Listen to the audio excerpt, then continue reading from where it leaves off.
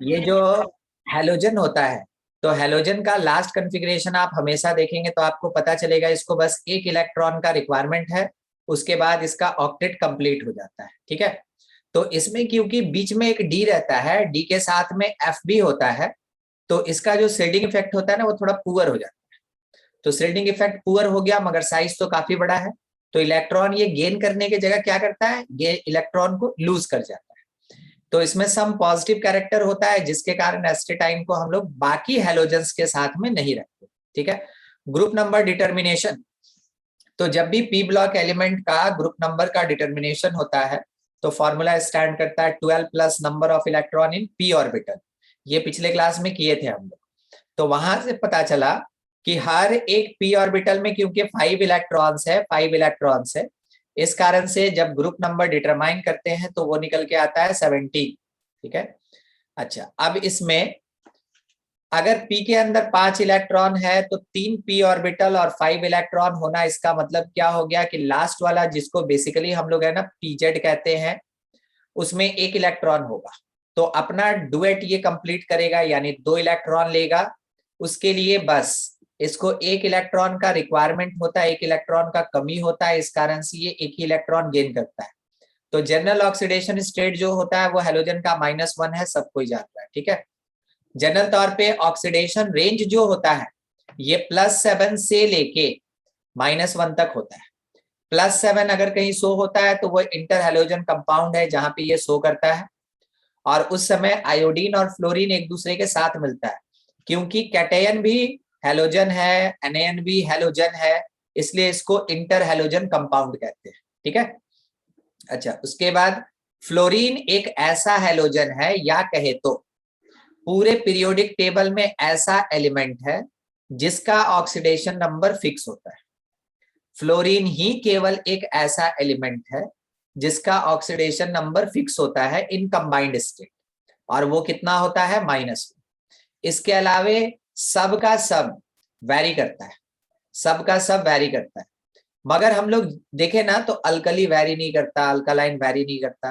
तो ये सब किसके लिए है, ये सब केवल पी ब्लॉक के लिए। ठीक है, अच्छा आगे जनरल प्रॉपर्टीज में स्टेट और नेचर है कि फ्लोरीन और क्लोरीन गैसियस होता है, आयोडीन एस्टेटाइन सॉलिड होता है, ब्रोमीन लिक्विड होता है और लिक्विड का कलर जो होता है वो ऑरेंज होता है। ठीक है, अच्छा सब जो है वो नॉन मेटल्स होता है, एकदम सही है ये।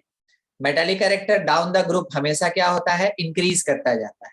मेटालिक कैरेक्टर क्या होता है, इंक्रीज करता जाता है, और नॉन मेटालिक कैरेक्टर क्या होता है, डिक्रीज करता जाता है। ठीक है, मेटालिक कैरेक्टर इंक्रीज करेगा, नॉन मेटालिक कैरेक्टर डिक्रीज करेगा। तो आयोडीन है सब मेटालिक लस्टर, और हीट करने पे ठीक है इसका सब्लिमेशन भी हो जाता है। सब्लिमेशन कहने का मतलब क्या हुआ, सॉलिड से डायरेक्टली गैस में कन्वर्ट हो जाएगा, बीच में ये लिक्विड फॉर्म नहीं करता है। ठीक है, अच्छा अब उसके आगे हम लोग को आज यहीं से स्टार्ट करना है। Atomic radii, ionic radii, boiling point और मेल्टिंग पॉइंट और डेंसिटी। तो ध्यान रखिएगा, एटॉमिक रेडियाई कहने का मतलब क्या हो जाता है ना कि मॉलिक्यूलर फॉर्म में अगर कभी दो पर्टिकुलर एटम एक दूसरे के साथ ऐसे कांटेक्ट में है, तो अगर हम हैलोजन का बात करें तो वो कांटेक्ट में नहीं होगा, बल्कि हैलोजन क्या होता है, एक दूसरे के ऊपर ओवरलैप करता है।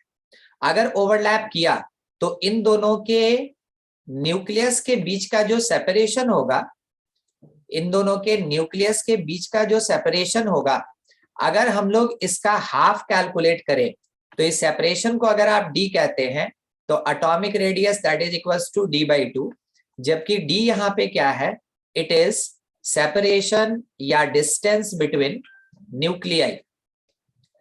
दो कॉन्जिक्यूटिव एटम के न्यूक्लियस के बीच का सेपरेशन उसको डी बोले।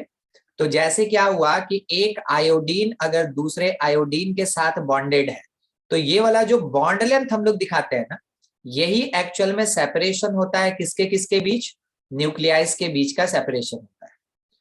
तो जाके हम रेडियस का कैलकुलेशन कर सकते हैं। तो रेडियस क्या होता है, एटॉमिक रेडियस क्या होता है, जब कभी भी दो डिफरेंट एटम्स एक दूसरे के साथ ओवरलैप्ड है तो उसके न्यूक्लियस के बीच के डिस्टेंस का जो हाफ होगा उसको कहते हैं एटॉमिक रेडियस। अब सवाल आ गया आयनिक रेडियल पे, ठीक है, आयनिक रेडियल। तो मान लीजिए अगर क्लोरीन ही है, अगर ये एक इलेक्ट्रॉन गेन कर ले तो ये क्लोराइड में कन्वर्ट हो जाता है। क्लोराइड होना इसका मतलब क्या, आउटर मोस्ट सेल में 8 इलेक्ट्रॉन होगा। तो हम लोग जनरल तौर पे अगर देखें तो ये इसका न्यूक्लियस है, इस वाले सेल में 2 होता है, इस वाले सेल में 8 होता है, और इस वाले सेल में भी इसमें 8 ही होगा, ठीक है। तो यहाँ पे जो 8 इलेक्ट्रॉन बना, 8, ठीक है। तो एक इलेक्ट्रॉन एक्स्ट्रा आया ड्यू टू उसको जस्ट गेन कर लिया, तो ये एक आयनिक बन गया, ये एक आयन बन गया, एनआयन बन गया। इस एनआयन में न्यूक्लियस से आउटर मोस्ट सेल तक के इलेक्ट्रॉन का जो डिस्टेंस होता है उसको हम लोग कहते हैं रेडियस। और ये निकालते कैसे, होता क्या है ना कि एक फोर्स ऑफ अट्रैक्शन होता है जिसको कहते हैं इलेक्ट्रोस्टैटिक फोर्स ऑफ अट्रैक्शन, नाम सुने? हाँ सर। Yes sir. ठीक है, तो इलेक्ट्रोस्टैटिक फोर्स जो है ये मेजर कर लिया जाता है, के कांस्टेंट है, क्या वैल्यू के का नहीं बता क्या, 9 सर। 9 इंटू 1/4 ठीक है। Q1 क्या है, Q1 यहाँ पे चार्ज ऑफ न्यूक्लियस है, Q2 क्या है, चार्ज ऑफ इलेक्ट्रॉन। तो आउटर मोस्ट सेल में मेरे पास 8 इलेक्ट्रॉन है, तो अपना जो ये चार्ज एक्सपीरियंस करेगा। अब ये सब चीज पता होने के बाद अगर हम चाहे तो वहां से R कैलकुलेट कर सकते हैं। कारण क्या है, जब तक एक इलेक्ट्रॉन नहीं था तब तक तो ठीक है, हम वहां तक R कैलकुलेट कर सकते हैं, मगर एक इलेक्ट्रॉन के आने के बाद Q2 का चार्ज का क्वांटिटी बढ़ जाएगा, मैग्नीट्यूड बढ़ जाएगा, 7 से क्या हो जाएगा 8। तो वैसे केस में अट्रैक्टिव फोर्स ये ज्यादा अंदर आएगा, तो ये छोटा हो जाएगा। जनरल तौर पे हम लोग यही सोचते हैं, मगर काम क्या करता है वो सुन लीजिए, साइज बड़ा हो जाता है, ठीक है। हम लोग क्या सोचते हैं कि पॉजिटिव उतना ही, नेगेटिव बढ़ गया तो फोर्स ऑफ अट्रैक्शन बढ़ जाएगा, तो साइज छोटा हो जाएगा। मगर एटम किस बेस पे काम करता है, किस कॉन्सेप्ट पे काम करता है कि इसके आउटर मोस्ट ऑर्बिटल में, सेल नहीं बोले ऑर्बिटल बोले, आउटर मोस्ट ऑर्बिटल में 5 इलेक्ट्रॉन होता है, वो p5 होता है। अगर एक इलेक्ट्रॉन गेन कर लेगा तो ये सब का सब पेयर्ड हो जाएगा। अगर सब का सब पेयर्ड इलेक्ट्रॉन हो जाएगा तो इलेक्ट्रॉन्स के बीच रिपल्सन होता है, और इलेक्ट्रॉन्स के बीच रिपल्सन होने का मतलब क्या हो गया, वो एक दूसरे से दूर भागेगा। अगर वो एक दूसरे से दूर भागेगा तो ऑब्वियस सी बात है, क्लोरीन और क्लोराइड इन दोनों के साइज में अगर कंपैरिजन करें ना, तो आपको क्या लगता है किसका साइज बड़ा होगा? सर क्लोरीन का। ये हम बोले स्मॉल और ये हम बोले लार्ज, सही बोले? Yes sir. Yes sir. ठीक है, ये बड़ा होता है, ये बड़ा होता है। Yes sir. इसके ऊपर पॉजिटिव होता ना, मतलब मान ले रहे जैसे सोडियम आयन हो गया, मैग्नीशियम आयन हो गया, वो छोटा होता है। तो ध्यान रखिएगा, एनायन का साइज एटम से बड़ा होता है, कैटायन का साइज एटम से छोटा होता है। ये हो गया समरी, समझाने वाला काम यहाँ किए, बाद में आपको समरी दे दिए। एनायन का साइज एटम से बड़ा होता है, कैटायन का साइज एटम से छोटा होता है, ठीक है। तो ये आयनिक रेडियाई का बात होगी। चलिए उसके बाद बॉइलिंग पॉइंट। बॉइलिंग पॉइंट के लिए कौन सा फोर्स रिस्पॉन्सिबल? वैन डर वाल फोर्स। क्योंकि बॉइलिंग पॉइंट एक फिजिकल प्रोसेस है, फिजिकल कैरेक्टरिस्टिक है, फिजिकल प्रॉपर्टी है। मेल्टिंग पॉइंट भी सेम और डेंसिटी भी सेम, ठीक है। Boiling point, melting point, density, ये सब क्या होता है? Physical property. और फिजिकल प्रॉपर्टी को अफेक्ट करने वाला कौन? वैन डर वाल फोर्स। ये सब का सब कनेक्टेड होता है किसके बेसिस पे? वैन डर वाल फोर्स। तो वैन डर वाल फोर्स जितना ज्यादा, उतना ज्यादा बॉइलिंग पॉइंट, उतना मेल्टिंग पॉइंट कम होगा, नीचे होगा, क्योंकि ये नेगेटिव होता है, ठीक है। और डेंसिटी जो है उतना ज्यादा होगा, क्या आप समझे क्या बोले? वेंडरवॉल फोर्स ज्यादा तो मेल्टिंग पॉइंट क्या होगा? लो की हाई? ज्यादा sir. Low sir. Low. Sir high sir. Low, ठीक है। और वेंडरवॉल फोर्स अगर ज्यादा तो बॉइलिंग पॉइंट ज्यादा होगा कि कम? ज्यादा होगा। ज्यादा होगा, ज्यादा। ठीक है। सर हाँ हाँ बोलिए। सर आप उस टाइम यही ना बोले कि वैंडरवाल फोर्स अगर ज्यादा होगा तो। सर आप दो बार वही बोल दिए शायद। अच्छा कोई बात नहीं, कोई बात नहीं। देखिए जानते हैं यहाँ पे क्या होता है मेल्टिंग में थोड़ा ध्यान रखिएगा। मेल्टिंग दो टाइप का होता है। मेल्टिंग एक हो जाता है आइस का, तो उसको हटा दे अगर, तो मेल्टिंग पॉइंट डायरेक्टली प्रोपोर्शनल हो जाए। और अगर मेल्टिंग पॉइंट हम लोग बात करते हैं कभी गैस का, तो मेल्टिंग पॉइंट क्या होता है? लो होना स्टार्ट हो जाता है, ठीक है। वो मेल्ट करेगा। मेल्ट होने का मतलब क्या हो गया? सॉलिड था, लिक्विड बनाएगा, लिक्विड के बाद फिर गैस बनाएगा। तो क्या ध्यान रखना, हर चीज विदाउट एनी एक्सेप्शन अगर जनरल बात करें तो ध्यान रखिएगा, यहां पे हम लिख रहे हैं, चाहे मेल्टिंग पॉइंट हो, चाहे या बॉइलिंग पॉइंट हो, या फिर डेंसिटी हो जाता है कभी कभार, रिपीट कर भी देते हैं, that will be directly proportional to van der Waals force. क्या आपको याद रहेगा? एक छोटा सा बात, क्वेश्चन यहीं से बने। हाँ सर। मेल्टिंग हो, बॉइलिंग हो, डेंसिटी हो, सबका सब डायरेक्टली प्रोपोर्शनल होता है किसके साथ? वेंडरवॉल के साथ। वेंडरवॉल ज्यादा तो मेटल का मेल्टिंग पॉइंट ज्यादा, ठीक है। मेटल का मेल्टिंग पॉइंट ज्यादा, फ्रीजिंग पॉइंट का बात नहीं कर रहे हैं, किसका बात कर रहे हैं? Melting point. तो सबका सब डायरेक्टली प्रोपोर्शनल, ठीक है। हाँ यही चीज है कि अगर कभी आप नॉन मेटल्स में जाते हैं, नॉन मेटल्स मतलब गैस में जाते हैं, तब यही एक मेल्टिंग पॉइंट है जो थोड़ा इनवर्सली प्रोपोर्शनल हो जाता है, ठीक है। मगर आपसे जो डिस्कशन किया जाएगा वो केवल और केवल किसके लिए किया जा रहा है?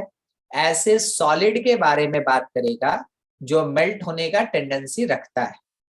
तो आपसे कभी मेल्टिंग पॉइंट नहीं पूछेगा फ्लोरीन का, माने क्वांटिटी या वैल्यू तो कभी पूछता ही नहीं। फ्लोरीन का नहीं पूछेगा क्योंकि वो गैस है। क्लोरीन नहीं पूछेगा, वो गैस है। रह गया एक ब्रोमीन, आयोडीन और एस्टेटाइन। तो ये सब का सब जो है ना वो लिक्विड और सॉलिड। तो वैसे केस में आप डायरेक्टली प्रोपोर्शनल इस वाले के बेसिस पे आंसर करिए, ठीक है। हमेशा इसके बेसिस पे आंसर कीजिए। अगला, आयनाइजेशन पोटेंशियल किसको कहते हैं? आयनाइजेशन पोटेंशियल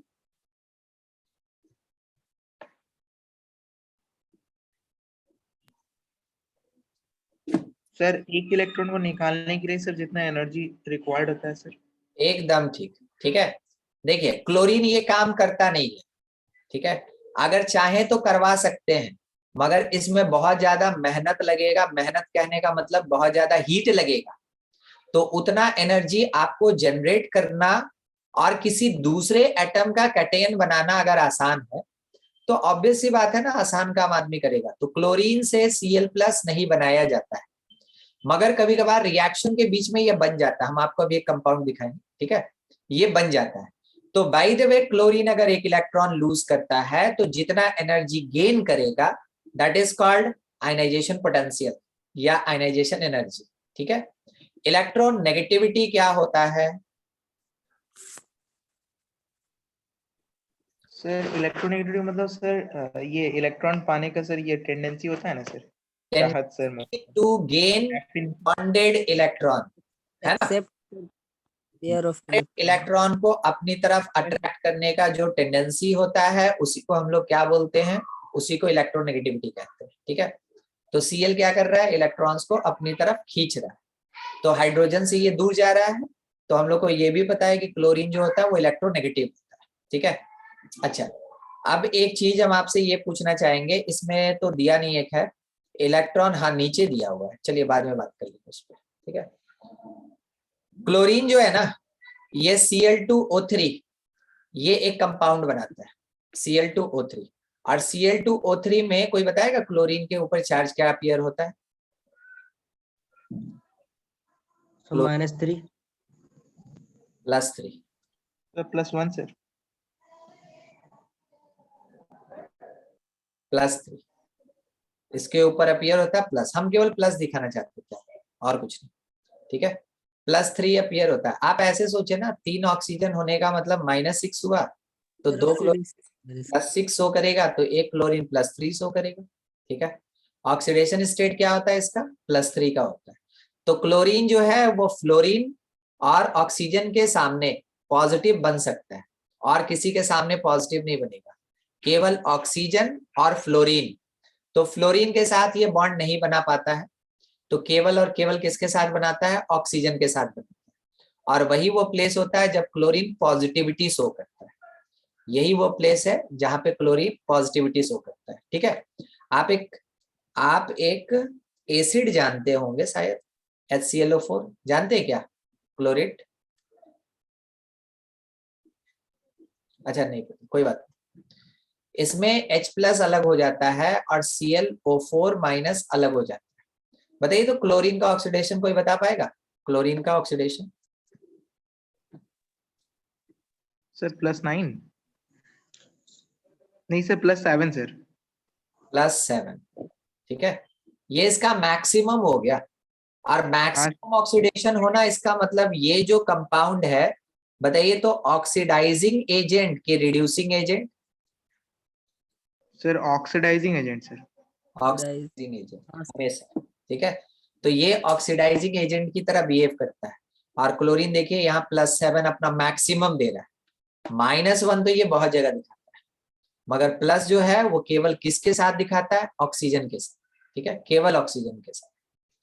आगे इन सब से क्वेश्चन रहता है, कुछ डिस्क्राइब करना रहता है, तो ध्यान रखिएगा।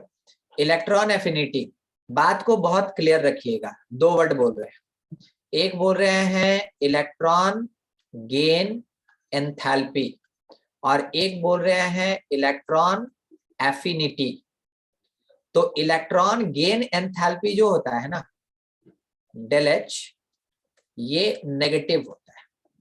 नेगेटिव होने का मतलब एक्सोथर्मिक प्रोसेस, यानी कि इलेक्ट्रॉन को गेन करने के बाद कोई भी एनर्जी रिलीज करता है सर। एनर्जी रिलीज करता है। जैसे क्लोरीन बेस्ट एग्जांपल जो आप देखे हमेशा, ये नहीं कि हम लोग को आज जादू दिखाना है तो हम आयोडीन पे करेंगे और फ्लोरीन पे करेंगे, वो नहीं। जो भाई कर सकता है उसमें सबसे सुटेबल क्लोरीन होता है। तो एग्जाम्पल देना रहे, कुछ भी सोचना रहे, तो पूरे हेलोजन में क्लोरीन को पकड़िएगा, ना फ्लोरीन को, ना ब्रोमीन और आयोडीन को। कुछ भी सोचना रहे हेलोजन के बारे में, हमेशा क्लोरीन को पकड़िएगा। यही है जो कुछ एक्सेप्शन नहीं शो करता, सिंपल अपना काम करता है और बिल्कुल नेचर रखता है हेलोजन वाला। तो प्योर हेलोजन यही है, ठीक है, प्योर हेलोजन यही, ठीक। बाकी सब में समझ है, थोड़ा सा मिलावट उलावट टाइप। तो क्लोरीन जब एक इलेक्ट्रॉन को गेन करेगा, तो गेन करके ये क्या बना देगा, क्लोराइड आयन बनाएगा। क्लोराइड आयन का कॉन्फ़िगरेशन क्या होगा, अगर हम लोग बात करें नियॉन के बाद, तो ये कितना हो जाएगा, 3s2 और 3p6 हो जाएगा ऐसा। तो क्योंकि क्लोरीन स्टार्टिंग में p5 था जो कि पार्शियल फिल्ड था, से p6 हो गया जो कि फुलफिल्ड है, तो ऑब्वियस सी बात है उसका स्टेबिलिटी बढ़ गया। ऑक्टेट के अकॉर्डिंग उसका स्टेबिलिटी बढ़ गया। अगर स्टेबिलिटी बढ़ गया तो वो अपना एनर्जी कम करेगा, और कम करता है कैसे, एनर्जी रिलीज करके। और यही वो प्लेस होता है जहां पे वो एनर्जी रिलीज करता है, जिसके कारण कि ΔH for electron gain enthalpy वो नेगेटिव होता है, ठीक है।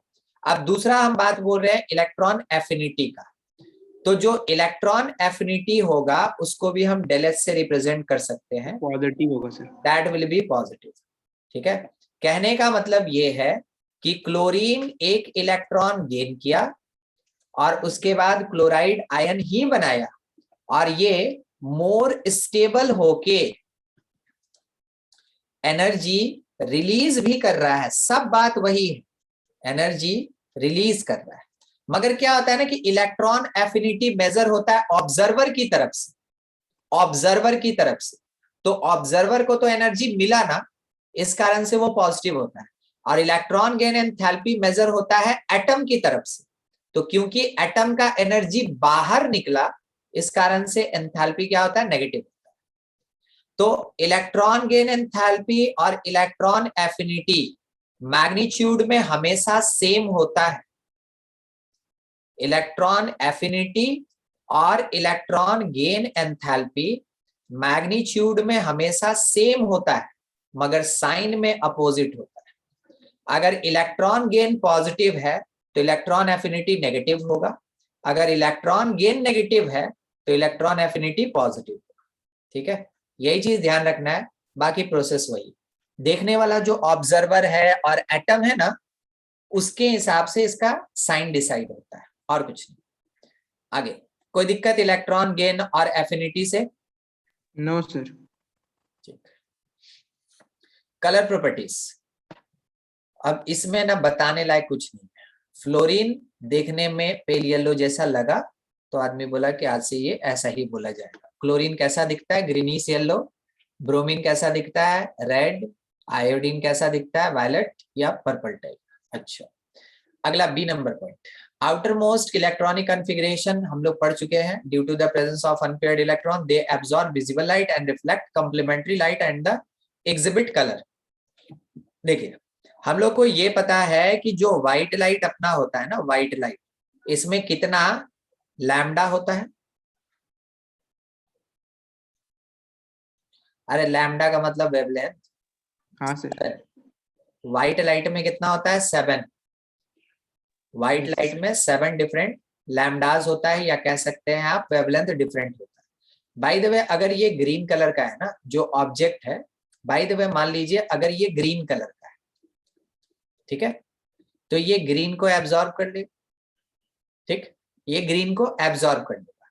ग्रीन को एब्जॉर्ब कर लिया तो रिफ्रैक्ट होके या रिफ्लेक्ट होके बाकी कोई कलर दिखना स्टार्ट हो जाता है। बाय द वे, अगर ये ग्रीन नहीं है तो बाकी सबको एब्जॉर्ब कर लेगा, और ग्रीन को क्या करेगा, रिफ्लेक्ट कर देगा। रिफ्लेक्शन किसका हो गया, ग्रीन का।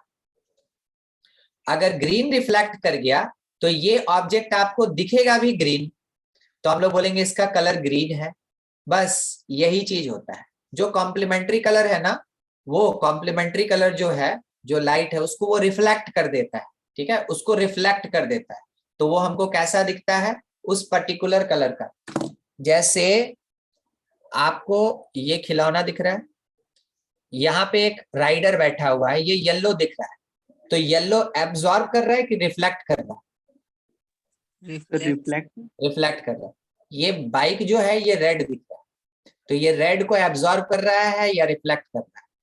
Sir reflect. ये चक्का ब्लैक दिख रहा है, ठीक है, हाँ सर। तो ये ब्लैक को रिफ्लेक्ट कर रहा है या एब्जॉर्ब कर रहा है? Sir reflect. ब्लैक कोई कलर नहीं होता है, हम तो आपको फंसा रहे थे। हाँ सर, एब्जॉर्ब कर लिया। सारा एब्जॉर्ब कर लिया। हाँ, सब का सब कलर जो है वो एब्जॉर्ब कर लिया, कुछ रिफ्लेक्ट नहीं किया, उसी को बोलते हैं ब्लैक। ब्लैक कलर जो होता है, इसका मतलब जो नहीं दिखता है उसको हम लोग ब्लैक बोलते हैं। रात को कहाँ दिखता है हम लोग को, घना अंधेरा रहता है, तो उसको हम लोग बोलते हैं रात काली है। ठीक है, तो रात जो होता है वो ब्लैक होता है, कारण क्या है कि कोई भी लाइट वहां पे नहीं होता है। ठीक है, तो कोई भी काला कलर जब होता है, ब्लैक कलर होगा, वो सारा का सारा लाइट व्हाइट लाइट को, पूरे व्हाइट लाइट को एब्जॉर्ब कर लिया। तो पूरे व्हाइट को एब्जॉर्ब कर लिया तो वो दिखता नहीं हम लोग को, और नहीं दिखता है तो हम लोग बोलते हैं ब्लैक। ठीक है, उसके लिए भी सब्स्टिट्यूट निकाल दिया है। तो वही बात यहाँ पे बोल रहा है कि ये सब का सब एलिमेंट जो है वो अपने रिस्पेक्टिव कलर्स को रिफ्लेक्ट करता है, इस कारण से ऐसे कलर का वो दिखता है। तो ये ग्रीनिश येलो कहने का मतलब येलो और ग्रीन दोनों को रिफ्लेक्ट करता है, तो दोनों आपस में कंबाइंड होकर ग्रीनिश येलो दिखता है हम लोग को। ठीक है, अगला C number, F absorb violet colour light and appear yellow. किसको एब्जॉर्ब करता है, वायलेट को, और दिखता कैसा है, येलो। ये चीज थोड़ा आपको याद रखना पड़ेगा, समझे, इससे क्वेश्चन पूछा जाता है कि कौन सा कलर एब्जॉर्ब करेगा तो किस कलर का दिखेगा।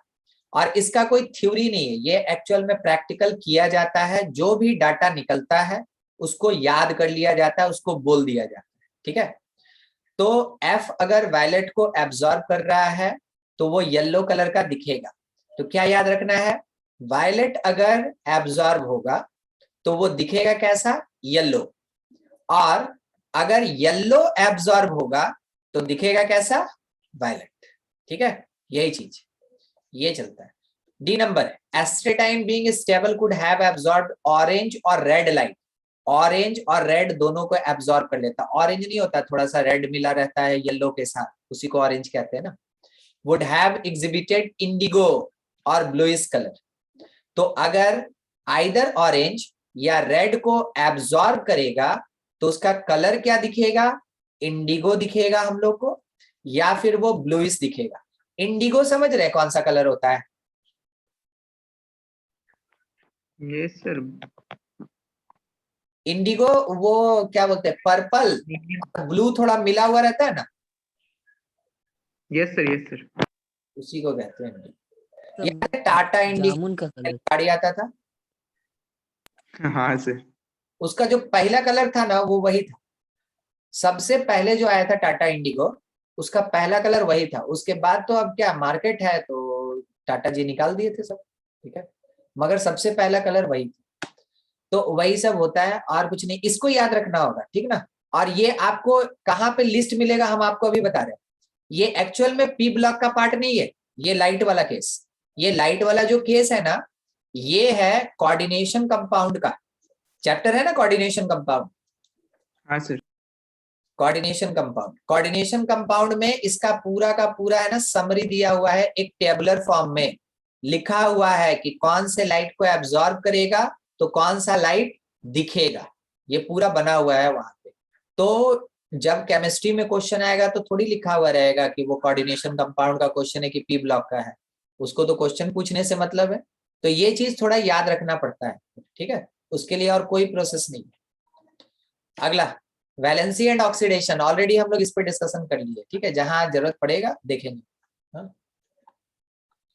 बॉन्ड एनर्जी, बॉन्ड एनर्जी मतलब बॉन्ड डिसोसिएशन एनर्जी या बॉन्ड का एनर्जी का फॉर्मेशन। बॉन्ड एनर्जी डिसोसिएशन या फॉर्मेशन, कौन सा? Sir dissociation. Both, both both both. याद है इलेक्ट्रॉन एफिनिटी और इलेक्ट्रॉन गेन एंथैल्पी? हाँ सर। बस वही केस है। देखिए मान लीजिए जैसे ये कोई एक बॉन्ड है, ये प्लास्टिक है, ठीक है, अगर हम इसको तोड़ना चाहते हैं तो हम यहाँ से गर्म करेंगे, मान लीजिए लाइटर है, ऐसे ऐसे कर रहे हैं लाइटर, यस। लाइटर से हम इसको गर्म किए, ये पिघलना स्टार्ट होगा, इसको पकड़ के खींच दिए, या नहीं भी खींचेंगे तो टूट के गिर जाएगा, कट के गिर जाएगा। तो ये हीट एब्जॉर्ब किया तो बॉन्ड टूटा, हीट एब्जॉर्ब हाँ सर। तो बॉन्ड टूटा। तो बताइए तो डेल एच का वैल्यू नेगेटिव होगा कि पॉजिटिव? सर पॉजिटिव होगा सर, एंडोथर्मिक है। एब्जॉर्ब किया, क्योंकि हीट एब्जॉर्ब किया, ठीक है, तो हीट एब्जॉर्ब करेगा, then the process is called dissociation. और जब बॉन्ड डिसोसिएट करेगा उस समय ये पॉजिटिव होगा हाँ सर। एनर्जी, और जब बॉन्ड फॉर्म करेगा तो एनर्जी रिलीज करेगा सर। स्टेबल, दूसरा एटम अनस्टेबल मिलके कंपाउंड बनाया स्टेबल, तो एनर्जी रिलीज करेगा। और उस समय वो कैसा बॉन्ड डिसोसिएशन या बॉन्ड एनर्जी कैसा होता है, नेगेटिव होता है। ठीक है, कब किसको यूज करना है, कोई दिक्कत है? No sir. तो यहाँ पे सबका वैल्यू दिया है, वैल्यू कभी नहीं पूछता है, ठीक है, वैल्यू कभी नहीं पूछता है। ये वैल्यू इसलिए होता है ना ताकि आप देख लें कि क्लोरीन का बॉन्ड डिसोसिएशन सबसे ज्यादा है। आपको याद है पूरे के पूरे हेलोजन में हम बार बार बोल रहे थे क्लोरीन सबसे प्रेफर्ड होगा। हाँ सर। प्योर हेलोजन यही, बाकी सब थोड़ा सा मिलावटी है। तो सबसे ज्यादा बॉन्ड डिसोसिएशन एनर्जी इसका होता है, फिर ब्रोमीन आ गया, उसके बाद फ्लोरीन आ गया, लास्ट में आयोडीन आ गया। फ्लोरीन क्यों मार खाता है? क्योंकि छोटा साइज है, अगर ज्यादा नजदीक आएगा तो रिपल्सन हो जाए, yes sir, electron electron repulsion होता है सर। तो बॉन्ड आसानी से टूट जाता है, ठीक है। आयोडीन तो पहले से हैवी हैवी, तो अपने आप दूर रहता है, इसलिए बॉन्ड डिसोसिएशन एनर्जी कम है। दूसरा क्लोरीन जो है वो सबसे सुटेबल होता है। जैसे आप देखे होंगे ना कोई आदमी सुटेबल तब कहलाता है जब उसका 6 पैक्स होता है, क्या बोलते हैं महफूज? हाँ सर। हाँ ठीक है। तो क्लोरीन जो है वो एकदम सुटेबल है, इस कारण से क्या होता है, इसका बॉन्ड एनर्जी सबसे ज्यादा होता है। अब ब्रोमीन बच गया, वो बीच में रह जाता है, यानी थोड़ा नेचर क्लोरीन का, थोड़ा नेचर आयोडीन का, इसलिए बीच में रह जाता है। और फ्लोरीन एक्सेप्शनली कम हो जाता है। ठीक है, कारण क्या है, छोटा साइज होने के कारण रिपल्सन, तो साइज से बड़ा उसका बॉन्ड हो गया, टूटना आसान हो जाता है। हाँ, ये चीज बोला जाता है कि साइज फ्लोरीन का छोटा है, मगर उसके बावजूद जो बॉन्ड डिसोसिएशन एनर्जी है फ्लोरीन का, वो क्लोरीन से कम होता है। क्यों? तो आपको यहाँ पे एक्सप्लेन करना हो। दूसरा एक और, क्लोरीन और फ्लोरीन दोनों गैस है, उसके बावजूद फ्लोरीन का बॉन्ड डिसोसिएशन क्लोरीन से काफी कम होता है। क्यों? तो सबके पीछे एक ही फैक्टर है कि फ्लोरीन का साइज छोटा होता है, तो जब वो ओवरलैपिंग करता है तो उसमें रिपल्सन होता है, जिसके कारण बॉन्ड लेंथ एक्सपेक्टेशन से ज्यादा लंबा हो जाता है, और बॉन्ड अगर लंबा हुआ तो बॉन्ड डिसोसिएशन एनर्जी कम हो जाएगा। ठीक है, सबके लिए यही आंसर। अगला सर बोलिए बोलिए। सर बॉन्ड डिसोसिएशन वाला थोड़ा एनर्जी वाला फिर से बता दीजिए। मान लीजिए एक एटम के साथ एक एटम है, अगर आप इस बॉन्ड को तोड़ना चाहते हैं तो बोलिए तो कैसे तोड़िएगा आदित्य? सर हीट करके। हीट करके, यानी हीट ये एब्जॉर्ब करेगा। Yes sir. अगर एब्जॉर्ब किया then the process is like endothermic. Yes sir. अगर ये एब्जॉर्ब किया तो जो बॉन्ड डिसोसिएशन एनर्जी होगा वो पॉजिटिव होगा, क्योंकि एनर्जी एब्जॉर्ब होता है तो पॉजिटिव साइन होता है। Yes sir. बस ये वही बात है। अब जितना एनर्जी ये एब्जॉर्ब किया, अगर टूट गया, ठीक है, टूट गया, तो टूट के ये क्या बनाएगा, ए और ए अलग अलग बनाएगा। बाद में अगर ये रिवर्स गया तो इन दोनों के बीच में बॉन्ड बनेगा ना, ऐसे। Yes sir. तो बॉन्ड बनने का मतलब क्या हुआ ना, बॉन्ड बनने का मतलब सुनिए, आवाज सुनाई दिया? Yes sir. ताली नहीं बजा रहे थे। दोनों एटम एक दूसरे के साथ कांटेक्ट में आया, एनर्जी क्या हुआ, रिलीज कर गया। समझे? Yes sir. ठीक है, और एनर्जी अगर रिलीज करेगा then the process is exothermic और एंडोथर्मिक। Sir exothermic. लाइक तो, और एक्सो होने का मतलब है कि जो बॉन्ड फॉर्मेशन का एनर्जी है वो कैसा होगा, नेगेटिव होगा। समझ में आया? हाँ सर। Yes sir. ठीक, चलिए oxidizing power. Oxidizing power. The electron affinity or tendency to gain electron reaches a maximum at chlorine. Electron affinity or tendency to gain electron मतलब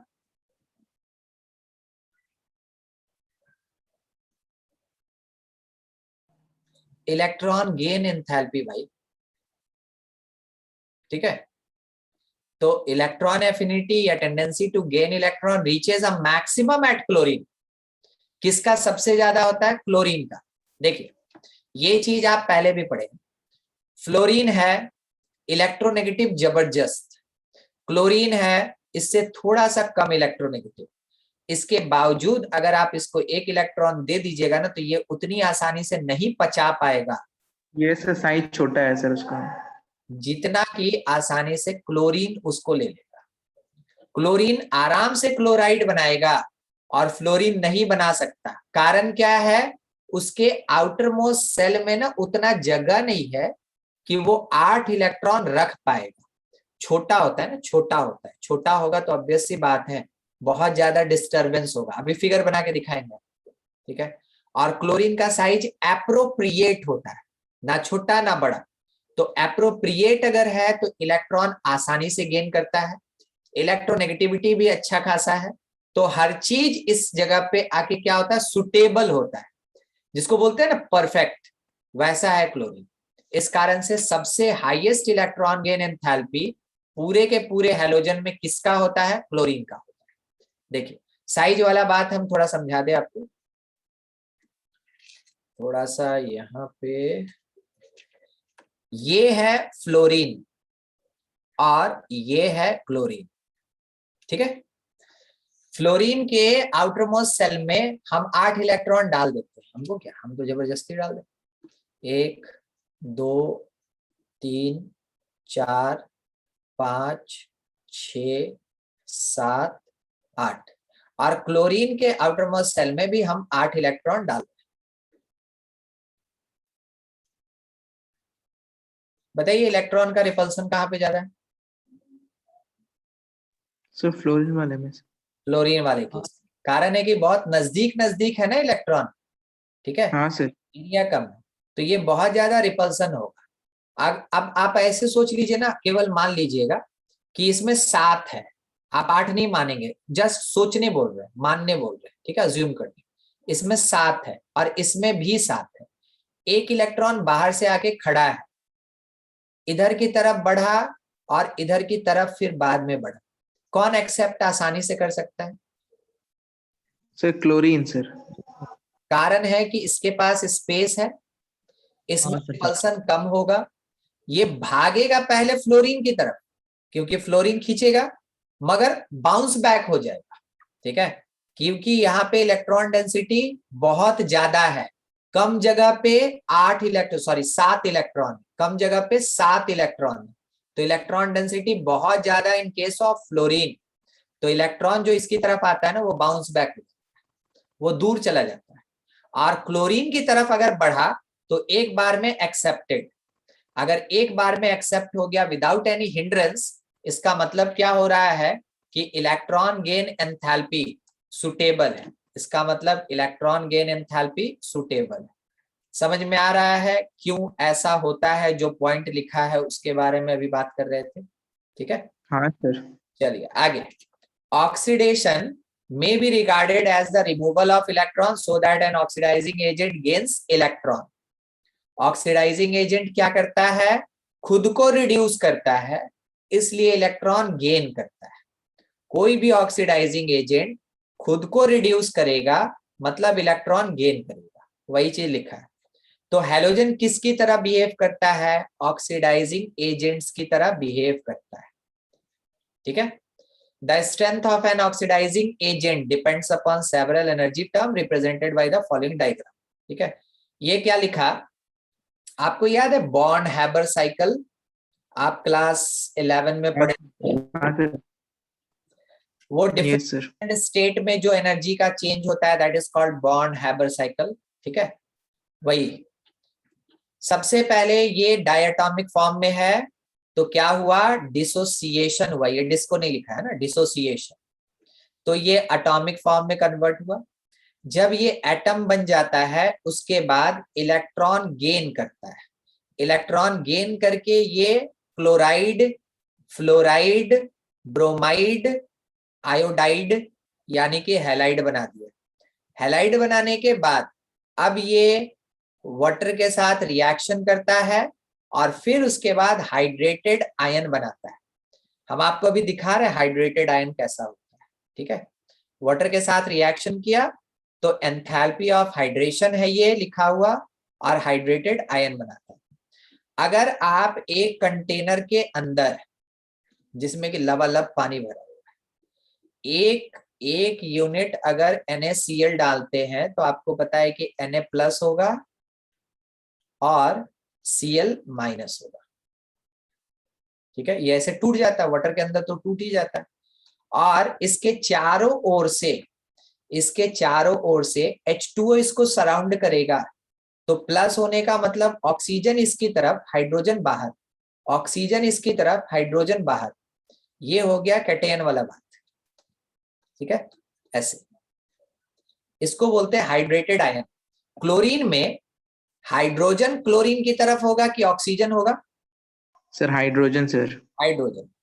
तो हाइड्रोजन क्लोरीन की तरफ, क्योंकि हाइड्रोजन पॉजिटिव टर्मिनल होता है ना। मान ले रहे हैं कोई भूला आ गया, plus delta minus delta plus, जानते हैं ना।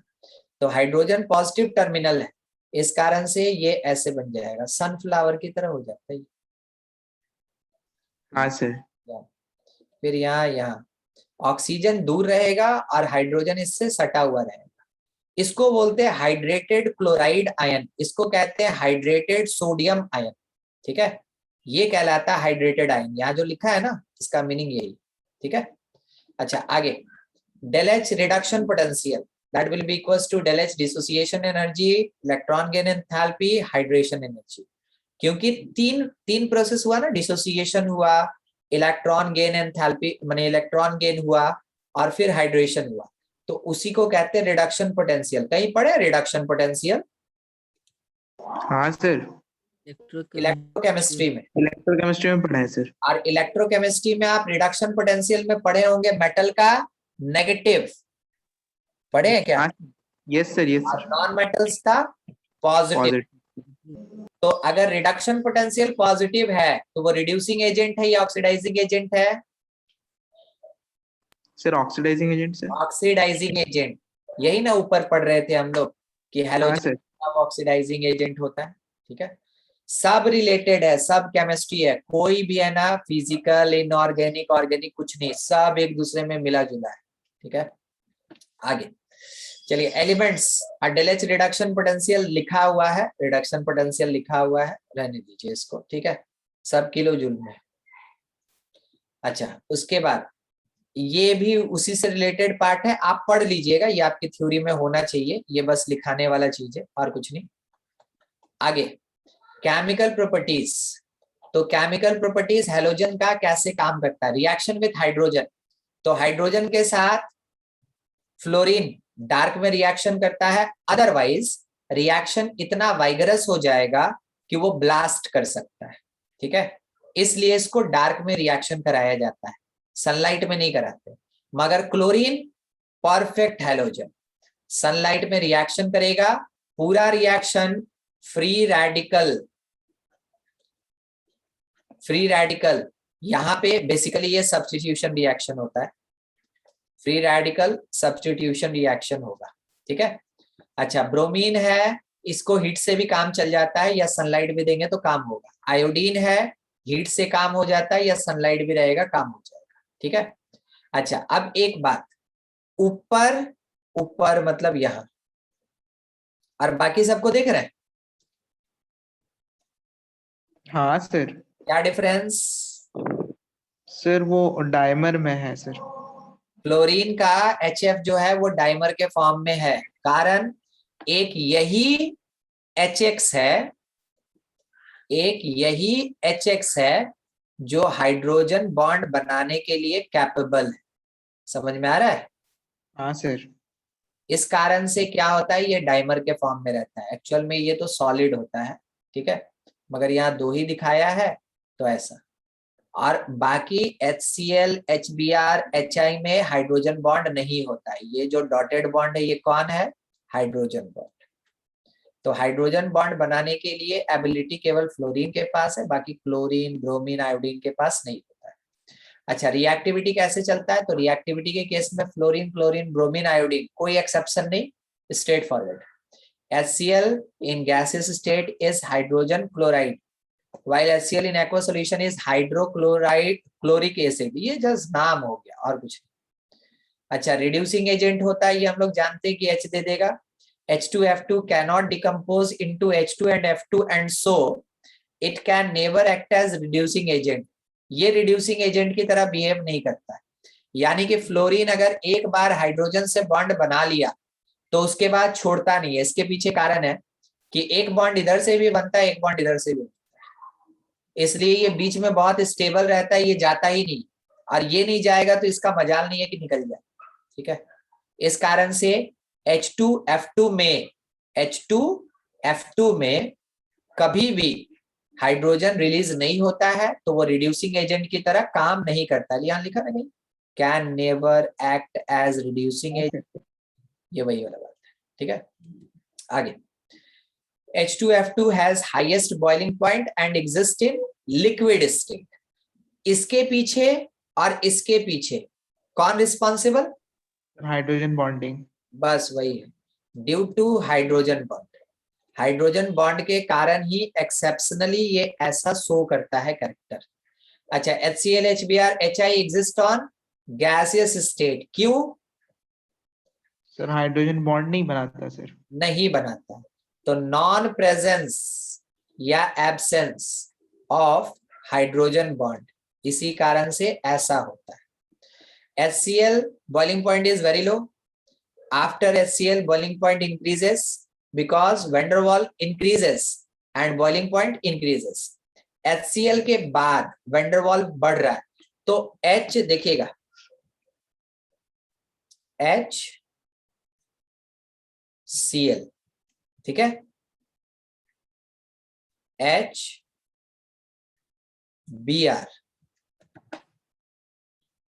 HI, ठीक है, ये है HCl, HBr और HI। तो आपको दिख रहा है सरफेस एरिया इसके पास सबसे ज्यादा इंक्रीज हो गया है सर। क्या हो गया? सरफेस एरिया बढ़ गया है सर, इसलिए वैन डर वाल्स फोर्स ज्यादा लगेगा। लार्जेस्ट सरफेस एरिया, इस कारण से स्ट्रॉन्गेस्ट वैन डर वाल फोर्स। सबके पीछे रीजन केवल वैन डर वाल ही है, ठीक है, इस कारण से ऐसा हो रहा है। चलिए अगला पॉइंट, वाटर के साथ रिएक्शन।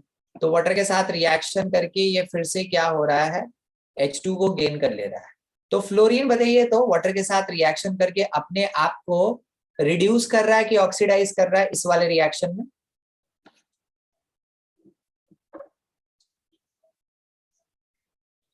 वो ए नंबर में सर रिड्यूस अपने आप को ऑक्सीडाइज कर रहा है कि रिड्यूस कर रहा है? फ्लोरीन रिड्यूस, अपने आप को रिड्यूस कर रहा है। Fluorine yes sir. हमेशा अपने आप को रिड्यूस ही करता है, यही चीज ना ऊपर बता रहे थे कि इसका ऑक्सीडेशन -1 फिक्स होता है, ठीक है। फ्लोरीन हमेशा अपने आप को रिड्यूस करेगा और दूसरे को क्या करता है, ऑक्सीडाइज करता है, ठीक है। तो यहाँ पे भी वो वही काम कर रहा है। बाद में क्लोरीन H2O के साथ रिएक्शन किया तो HCl बनाया, HClO बनाया, फिर अच्छा हाँ, एक मिनट, HClO में Cl का ऑक्सीडेशन स्टेट +1 सर। +1, और HCl में क्लोरीन का ऑक्सीडेशन स्टेट +1। -1। सॉरी, हाँ हाँ सर, माइनस। तो ध्यान से देखिएगा क्या बोलना है, ठीक है। क्लोरीन, बाकी सबको हम छोड़ देंगे।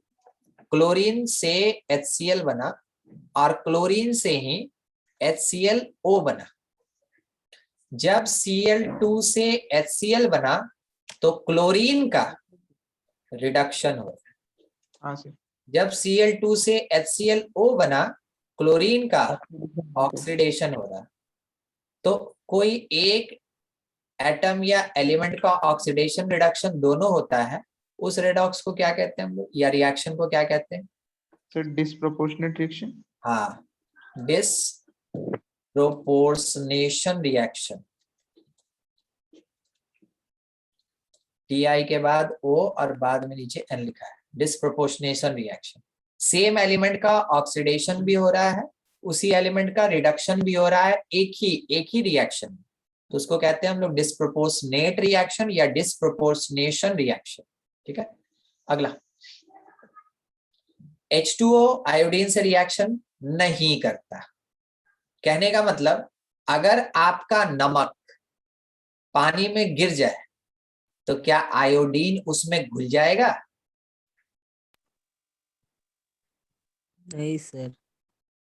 नहीं घुलेगा, वो किसी ना किसी पार्ट में वैसे ही रह जाए, और आप पीजिएगा तो एकदम आयोडीन वैसे ही अंदर चला जाएगा। चलिए ठीक है, इसके पीछे कोई कारण?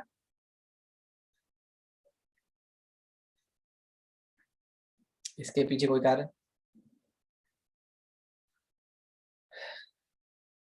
नहीं। ऊपर वाला लोग तो एसिड बनाया, ये एसिड नहीं बना रहा है। आयोडीन जो होता है ना, ठीक है, इसका ओवरलैपिंग ही इतना ज्यादा होता है कि टूट नहीं पाता है, और अगर ये टूट नहीं पाएगा तो वैसे केस में H2O से रिएक्शन नहीं कर पाता है, ठीक है। बस यही कारण है, इसका कोई एफिनिटी नहीं होता है आयोडीन के साथ। ये पोलर होता है, ये नॉन पोलर होता है, इस कारण से क्या होता है कि इन दोनों के बीच में बॉन्ड नहीं बन पाता, इसलिए रिएक्शन वगैरह नहीं। ठीक है, सिंपल सा चीज, H2O पोलर है, आयोडीन नॉन पोलर है, इसलिए रिएक्शन नहीं हो पाता। ठीक है, अगला, all these halogens are soluble in water except iodine. When Ki solution is added, I2 will also dissolve because adsorption, देखें यहाँ D की जगह B लिखा है, adsorption, surface phenomena, surface chemistry। ठीक है, Yes. तो adsorption of iodine molecule on the surface of iodide ion, ये क्या बन जाता है Ki3। Ki3 इसका मतलब हो गया K प्लस होगा और I3 माइनस होगा, तो एक आयोडीन भी तो माइनस होता है और I3 हम बोल रहे हैं माइनस, मतलब क्या, एक आयोडाइड जो है वो आयोडीन को अपने में एडजॉर्ब करके रखेगा। ये जैसे है ना, आयोडाइड है मेरा हाथ, ठीक है, ये हथेली, और इसके ऊपर आयोडीन आके ऐसे चिपक गया, तो अब मेरे पास I3 है कंप्लीट, I माइनस और I2, ये कंप्लीट क्या है I3 माइनस। ठीक है, तो जाके ये बना देता है Ki3, तो Ki भी एग्जिस्ट करता है, Ki3 भी एग्जिस्ट करता है। ठीक है, और उस समय क्या एडजॉर्प्शन प्रोसेस होता है, बस यही है। तो वाटर में अगर हम Ki डाल देंगे तो उस वाले वाटर में जिसमें Ki प्रेजेंट है उसमें I2 जाके डिसॉल्व होगा, सिंपल वाटर में नहीं डिसॉल्व होगा, मगर वाटर के अंदर अगर पोटेशियम आयोडाइड है तो उसमें I2 यानी आयोडीन डिसॉल्व होगा। ठीक है, अच्छा, डिस्प्लेसमेंट रिएक्शन, F2NaX फ्लोरीन के साथ अगर सोडियम हैलाइड रिएक्शन कर रहा है अदर देन फ्लोरीन, तो फ्लोरीन क्या करेगा, उसको डिस्प्लेस कर देगा। फ्लोरीन किसको डिस्प्लेस करेगा, क्लोरीन को, ब्रोमीन को, आयोडीन को। कहां से डिस्प्लेस करेगा, उसके सोडियम सॉल्ट से डिस्प्लेस करेगा। ठीक है, अच्छा, क्लोरीन जो है वो डिस्प्लेस कर सकता है किसको, ब्रोमीन और आयोडीन, ऊपर वाला अपने नीचे वाले को डिस्प्लेस कर सकता है, मगर ब्रोमीन और आयोडीन ये सब काम नहीं करता है। ठीक है, बस यही चीज। अच्छा, तो ऑर्डर ऑफ डिस्प्लेसमेंट क्या है, फ्लोरीन सबसे ज्यादा डिस्प्लेस करता है, फिर क्लोरीन करता है, फिर ब्रोमीन करता है, और लास्टली आयोडीन किसी को डिस्प्लेस नहीं करता। अच्छा, halogen is in negative oxidation state, अगर हैलोजन नेगेटिव ऑक्सीडेशन स्टेट में है तो ये रिप्लेस करेगा मोर इलेक्ट्रोनेगेटिव एलिमेंट को। अगर हैलोजन नेगेटिव ऑक्सीडेशन स्टेट में है तब किसको रिप्लेस करेगा, मोर इलेक्ट्रो रिप्लेस होगा और ज्यादा इलेक्ट्रोनेगेटिव एलिमेंट्स। तो क्लोरीन से ज्यादा इलेक्ट्रोनेगेटिव कौन है, फ्लोरीन, वो डिस्प्लेस करता है, रिप्लेस करता है। ब्रोमीन से ज्यादा इलेक्ट्रोनेगेटिव कौन है, ब्रोमीन से ज्यादा इलेक्ट्रोनेगेटिव फ्लोरीन और क्लोरीन, तो वो दोनों इसको रिप्लेस कर सकता है। वही बात यहां बोला, ज्यादा इलेक्ट्रोनेगेटिव कम वाले को रिप्लेस करेगा। C number, if halogen is positive oxidation state then it is replaced by less electronegative element. उल्टा हो गया, और कुछ नया नहीं, उल्टा हो गया। अगर पॉजिटिव ऑक्सीडेशन स्टेट में है तो क्लोरीन को रिप्लेस करेगा ब्रोमीन, अगर पॉजिटिव ऑक्सीडेशन स्टेट में है तो ब्रोमीन को रिप्लेस करेगा आयोडीन। ठीक है, उल्टा हो जाता है ऑर्डर। ठीक है, अगला, reaction with metal, metal halide बनेगा, कोई एक्सेप्शनल कैरेक्टर नहीं, सब जनरल। नॉन मेटल्स के साथ नॉन मेटेलिक हाइलाइड बनेगा, कैसा, NF3 PCl3 इसके जैसा, SF6 बनता है, SF4 बनता है, सब पढ़े हैं। ठीक है, अमोनिया से रिएक्शन, ये नॉन मेटल है और नॉन मेटल का कैरेक्टर एसिडिक होता है कि बेसिक,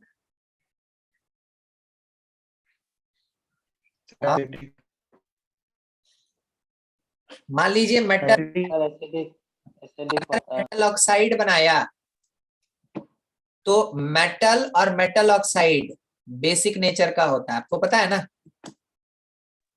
Yes, sir.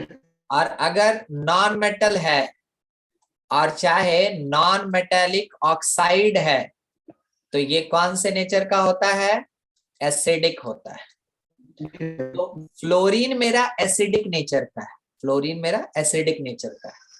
जब वो NH3 के साथ रिएक्शन करता है तो किसका फॉर्मेशन, हाइड्रोजन को हटाया मगर हाइड्रोजन के साथ भी जुड़ गया और नाइट्रोजन के साथ भी जुड़ गया, तो क्या बनाया, देखिए एसिड बनाया।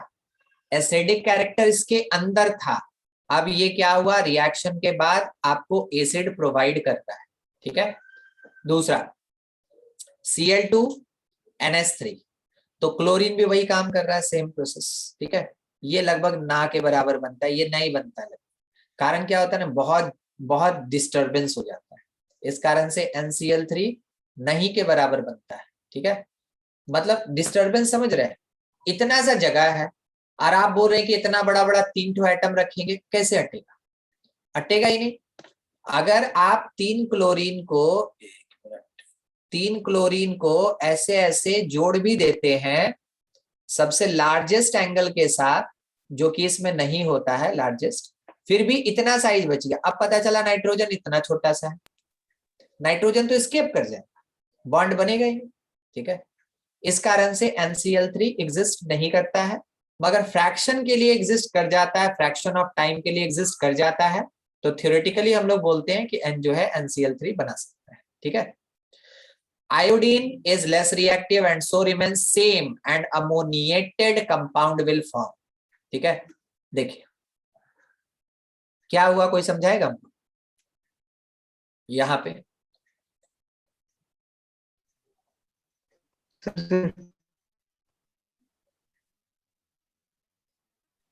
क्या बोले सर, मेरा नेट ही नहीं चल रहा सर, और एक बार रिपीट कर दीजिए। अच्छा ठीक है, नहीं यहाँ तो अभी हम पूछ रहे थे सवाल, और तो कुछ बोले CuSO, ना CuSO4 और 5H2, आप जानते हैं इसको हाइड्रेटेड मॉलिक्यूल कहते हैं,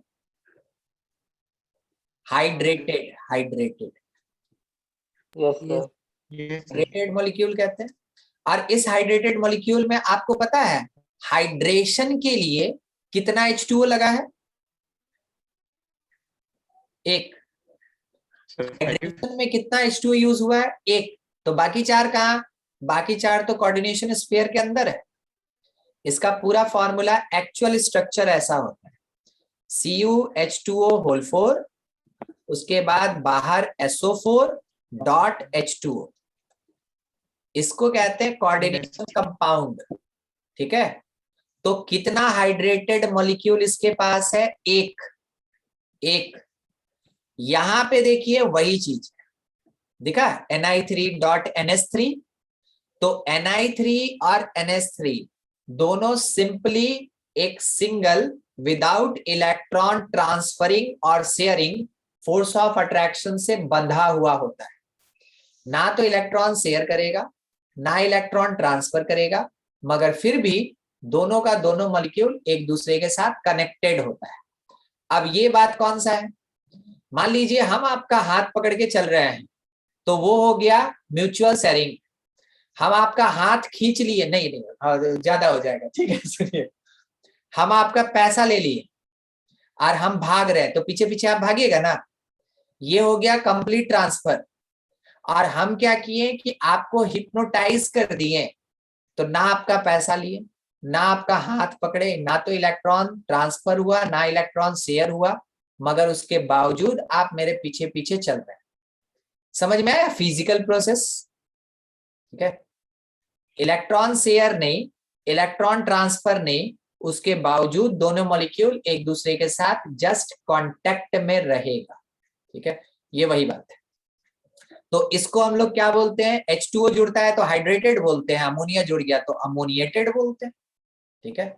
तो Ni3 अमोनिएटेड होता है और उसके साथ ये Hi का फॉर्मेशन करेगा। एक्सेप्शनल बिहेवियर किसके पास, आयोडीन के पास, ध्यान रखिएगा, ठीक है। आगे रिएक्शन विथ NaOH, NaOH क्या है, प्योर बेस है। इसके ऊपर अमोनिया जो था वो बेसिक कैरेक्टर रखता था, NaOH जो है ये प्योर बेस है, प्योर बेस। तो रिएक्शन किया फ्लोरीन जब NaOH डाइल्यूटेड के साथ, तो NaF बनाया, इट इज सॉल्ट।